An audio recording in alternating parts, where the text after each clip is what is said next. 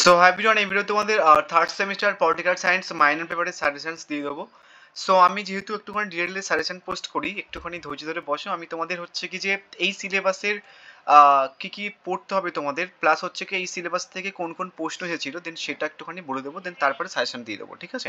And একটা strategy বলবো যেটা ফলো করে তোমার অনেকটা কম পড়তে হবে, যেহেতু এই সেম সিলেবাস থেকে তোমাদের হচ্ছে কি যে টোটাল এবারে 4টে পেপার হবে, ঠিক আছে? মানে তোমাদের মাইনর 3 হচ্ছে, প্লাস মানে হচ্ছে কিছু ফার্স্ট সেমিস্টারে 3টে পেপার হবে। একটা হচ্ছে কি ডিএসসি 1, একটা হচ্ছে কি তোমার মাইনর 1, একটা হচ্ছে কি তোমার এমডিসি 1, ঠিক আছে? তো এই যে 3টে, আবার হচ্ছে কি তোমাদের একটা, টোটাল 4টে পেপার হবে সেম সিলেবাস থেকে। সো তুমি যদি স্পেসিফিকভাবে খুব ভালো করে না বোঝো সিলেবাস টপ বা এইবারে কোন কোন প্রশ্নগুলো এসছে, তাহলে কিন্তু একটুখানি প্রবলেম ফেস করতে হতে পারে, বোঝা গেছে? সো তোমাদের এটা সিলেবাস রাজনৈতিক তথ্য এবং ভিত্তিগত ধারণা, এখানটায় পলিটিক্যাল থিওরি বা ফাউন্ডেশন কনসেপ্ট পোর্শনটা পড়তে হবে। মডিউল 1-এ দেখো কি কি রয়েছে: রাজনৈতিক ধারণা, ক্ষমতা, কর্তৃত্ব, রাষ্ট্র, জাতি, সার্বভৌমত্ব, তারপর হচ্ছে কি তোমার আইন, স্বাধীনতা, সাম্য ও আন্তঃসম্পর্ক, বোঝা গেছে? মডিউল 2-তে রয়েছে তোমাদের দেখো অধিকার, ন্যায় বিচার, এবং ন্যায় বিচার বলতে তোমার রলসের উপর যে রলসের যে ন্যায় বিচার সেটা পড়তে হবে, তারপর হচ্ছে স্বাধীনতা পড়তে হবে। নেক্সট তোমার হচ্ছে কিছু গণতন্ত্র, গণতন্ত্র পোর্শন, ডিভিডেন্ডের পোর্শনটা পড়তে হবে। নেক্সট হচ্ছে কর্তৃত্ববাদ। এবার রাজনৈতিক বাধ্যবাধকতা বা নাগরিকত্ব। তো এই ছিল তোমাদের ওভারঅল সিলেবাস।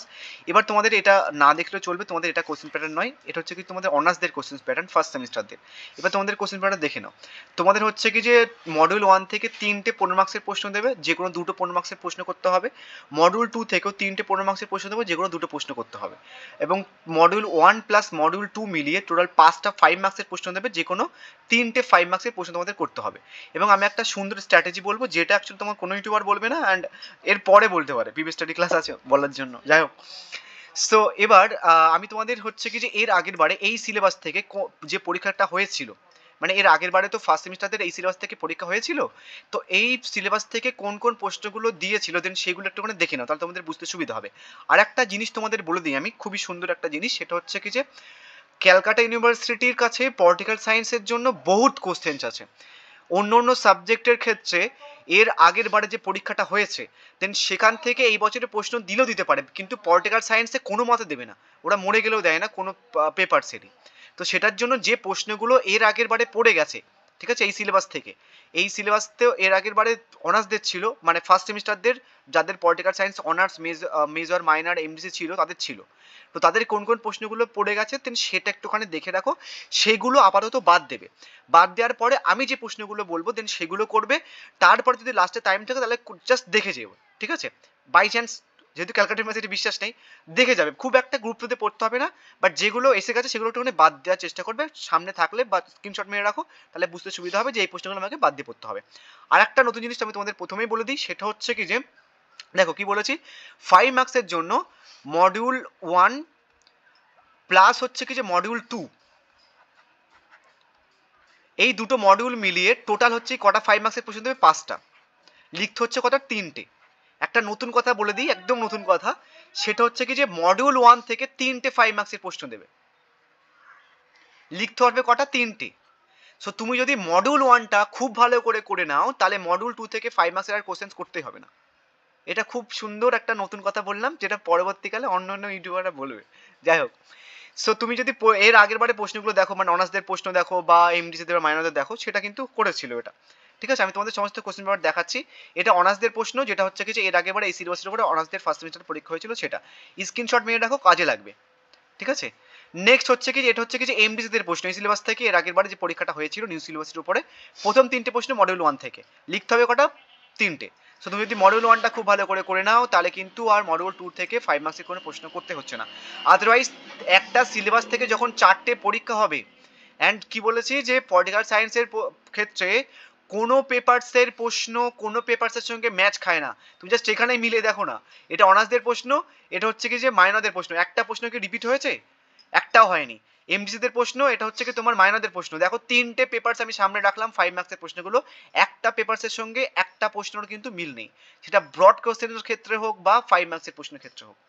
সো যে প্রশ্নগুলো এর আগের বারে চলে এসেছে, যেগুলো আমি সামনে রেখেছি, এই প্রশ্নগুলো একদম চোখ বন্ধ করে বাদ দেবে। যে প্রশ্নগুলো আমি দেবো দেন সেই প্রশ্নগুলো খুব ভালো করে করবে। আর একটা যে গুরুত্বপূর্ণ কথা বলেছি, মডিউল 1 থেকে তুমি যদি 5 মার্কসের প্রশ্নগুলো খুব ভালো করে করে নাও, মডিউল 2 থেকে 5 মার্কসের কোনো প্রশ্ন না করলেও চলবে। যে প্রশ্নগুলো আমি তোমাদের দেবো মডিউল 1 মডিউল 2 মিলিয়ে 15 মার্কসের প্রশ্ন বা 5 মার্কসের প্রশ্ন, সেগুলো করা হয়ে যাওয়ার পরে যদি টাইম হাতে থাকে এগুলো দেখে যাবে, আদারওয়াইজ পুরোটাই বাদ দেবে। বোঝা গেছে? এটা এমসিদের প্রশ্ন, এটা হচ্ছে কি যে মাইনরের প্রশ্ন। আমি আর বলছি না তোমাদের সমস্ত প্রশ্ন পড়ে পড়ে, ঠিক আছে? একটুখানি দেখে নিও, বড় হয়ে গেছে তোমরা, আর ফালতু ডিটেলে আলোচনা করে লাভ নেই। এবার 5 মার্কসের প্রশ্নগুলো একটুখানি দেখে নাও, যে প্রশ্নগুলো মডিউল 1 থেকে আমি দিয়েছি। নেক্সট ভিডিওতে আমি তোমাদের মডিউল 2 থেকে 5 মার্কসের প্রশ্ন কভার করে দেবো। তার পরবর্তী ভিডিওতে আমি তোমাদের 15 মার্কসের মডিউল 1 এবং মডিউল 2 থেকে দিয়ে দেবো। অত ভিডিও পোস্ট করার টাইম নেই একটা একটা মডিউল থেকে, আমি টাইম পাচ্ছিলাম না। যাই হোক, সো মডিউল 1 থেকে দেখো প্রথমে কোন প্রশ্নগুলো পড়ে 5 মার্কসের জন্য। আর একটা জিনিস তোমাদের বলে দিই, যেটা কেউ নোটস নিতে চাও তাহলে এই দুটো আমার টেক্সট করতে পারো। আমার কাছে তোমরা সবাই জানো যে সমস্ত পেপারসের নোটস অ্যাভেলেবল আছে আর্টসের। Bangla, English, political science, sociology, philosophy, তারপর হচ্ছে আরও যতগুলো পেপার আছে সমস্ত পেপারসের নোটস আছে, এইসি পেপারসের নোটস আছে, ইংলিশ প্লাস বাংলা ভার্সনে পাবে। অ্যান্ড যারা নোটস নিয়েছো এর আগের বারে তোমরা সবাই জানো না নোটসের কোয়ালিটি কেমন হয়, অ্যান্ড সাজেশনস তো জানো যারা ভিডিও দেখো আমার নিয়মিত। প্রথমে 5 মার্কসের প্রশ্ন হচ্ছে কি আইনের সংজ্ঞা, এবং আইনের সংজ্ঞাটা না পড়ে গেছে জানো তো। সো তোমাকে এখান থেকে আইনের প্রকৃত বৈশিষ্ট্য পড়তে হবে। শুধু এই কারণের জন্য সংজ্ঞাটা রাখলাম, তার কারণ হয়তো এরকম দিতে পারে যে আইনের সংজ্ঞা লেখো এবং আইনের প্রকৃতি লেখো, তো এবার দিতে পারে, তো সেটার জন্য আইনের সংজ্ঞাটা পড়ে রাখবে তোমরা। তাহলে আইনের প্রকৃতি এবং বৈশিষ্ট্য খুব ভালো করে পড়বে। নেক্সট হচ্ছে কি তোমার বর্ণাত্মক আইন বলতে কি বোঝো, আইন থেকে এই প্রশ্ন দিতে পারে, সেটার জন্য 1.1 করে রেখেছি আমি। তারপর হচ্ছে আইনের দুটো সূত্র, এবং আইনের দুটো সূত্র মিনস হচ্ছে কি যে এই বর্ণাত্মক আইনের দুটো সূত্র নয়, আইনের সূত্র। এই যে আইনের প্রকৃতি বৈশিষ্ট্য পড়েছো তোমরা, দেন এখান থেকে আইনের দুটো সূত্র পড়ে রাখবে। নেক্সট হচ্ছে কি আন্তর্জাতিক আইন বলতে কি বোঝো, প্রথম দুটো প্রশ্ন হয়ে গেল। নেক্সট প্রশ্ন আইন ও স্বাধীনতার মধ্যে সম্পর্ক, বিশাল ইম্পর্টেন্ট প্রশ্ন, দিলেও দিতে পারে তোমাদের। নেক্সট সাম্য ও স্বাধীনতার মধ্যে সম্পর্ক, বোঝা গেছে? ক্ষমতা ও কর্তৃত্ব কি, হাতের বৈশিষ্ট্য লেখো। তোমাকে এবার ক্ষমতার বৈশিষ্ট্য খুব ইম্পর্টেন্ট, তোমাকে কিন্তু সেপারেট দিতে পারে, এভাবে কম্বাইন করে দিতে পারে, আদারওয়াইজ হচ্ছে সেপারেট দিতে পারে। যে বলতে পারে যে ক্ষমতা কাকে বলে, ইহাদের বৈশিষ্ট্য লেখো, বা বলতে পারে যে কর্তৃত্ব কি, ইহার বৈশিষ্ট্য লেখো, এমন দিতে পারে। বোঝা গেছে? নেক্সট স্বাভাবিক আইন ও স্বাভাবিক অধিকার বলতে কি বোঝো, এটা কিন্তু সংজ্ঞা ডেফিনেশন পড়তে হবে তোমাদের এখান থেকে। বুঝে গেছে? সো এটা কিন্তু এটাও কিন্তু সেপারেটলি দিতে পারে, যে স্বাভাবিক আইন বলতে কি বোঝো বা স্বাভাবিক অধিকার বলতে কি বোঝো, এরকমও দিতে পারে। নেক্সট হচ্ছে কি তোমার স্বাভাবিক স্বাধীনতা ইতিবাচক বা নেতিবাচক অর্থ লেখো, বা সদাত্মক বা নদাত্মক স্বাধীনতা কি। বোঝা গেছে? নেক্সট তোমার রাজনৈতিক মৌলিক একক সম্পর্কে লেখো। নেক্সট সাবেকি কর্তৃত্ব সম্মেহনী কর্তৃত্ব কি। আর একটা জিনিস তোমাদের বলে দিই চমকদার কথা, সেটা হচ্ছে কি তোমরা এই প্রশ্নগুলোর উত্তর আমার কাছে তারা পাবে না। এই সাজেশন দেখার পরে যদি কোনো ইউটিউবার মনে করে যে করবে অ্যান্সার্সগুলো তাহলে করবে, আদারওয়াইজ তুমি যে কোনো বই ফলো করো না কেন এই সমস্ত প্রশ্ন তুমি পাবে না আমার কাছে ছাড়া। আমার তৈরি করা সাজেশন অ্যান্ড আমার অ্যান্সার্স। যাই হোক, আইনের অনুশাসন কি। সো এই 9টা প্রশ্ন মেন প্রশ্ন তোমাদের। আর তোমাদের একটা জিনিস বলে দিই, তোমরা হয়তো বলবে দাদা অনেকগুলো প্রশ্ন দিচ্ছ বা কিছু, দেখো টোটাল 4টে পেপার হবে তোমাদের, ঠিক আছে? সো প্রত্যেক কটা পেপারসে একটা একটা পেপারসে কটা করে 5 মার্কসের প্রশ্ন আসবে, 5টা করে। তো 4টে পেপারসে তাহলে 5 মার্কসের প্রশ্ন কটা আসছে, 20টা। লিখতে হবে কটা, 12টা। ঠিক আছে? 4টে পেপারস মিলের কথা বলছি আমি। সো আমি তোমাদের মেন প্রশ্ন দিয়েছি কটা, 9টা। বুঝা গেছে? তো সেটার জন্য আমি কিছু এক্সট্রা প্রশ্ন রাখছি, ওটা করে নেবে। যেহেতু তোমাদের যারা একদম স্পেসিফিক পড়তে চাইছো, মডিউল 1 থেকে শুধু 5 মার্কসের প্রশ্নগুলো করবে ভাবছো, মডিউল 2টা করবো না ভাবছো, তারা সমস্ত প্রশ্ন পড়ে রাখবে। তাহলে এখান থেকে তোমাদের আর চিন্তা করতে হবে না, এখান থেকে তোমরা সমস্ত 3টে 5 মার্কসের প্রশ্ন ইজিলি পেয়ে যাবে। এক্সট্রা প্রশ্নের মধ্যে হচ্ছে রেখেছি আমি সার্বভৌমিকত্বের 2টি বৈশিষ্ট্য, নগরাষ্ট্র কি, রাষ্ট্রের যে কোনো 3টি বৈশিষ্ট্য লেখো, রাজনীতির ধারণা, নেক্সট হচ্ছে কি তোমার কর্তৃত্ব সম্পর্কে ওয়েবারীয় শ্রেণী বিভাজন, নেক্সট আইন অধিকারের মধ্যে সম্পর্ক লেখো, নেক্সট জনগণের সার্বভৌমিকতা। সো এই হচ্ছে কি তোমার ওভারঅল প্রশ্ন, 15টা আমি প্রশ্ন রেখেছি মোটামুটি। এখান থেকে করে গেলে তোমার আর পলিটিক্যাল সায়েন্স মাইনরের জন্য 3rd সেমিস্টারে 5 মার্কসের জন্য আর কোনো প্রশ্ন করতে হবে না। ঠিক আছে? লিখে রাখো।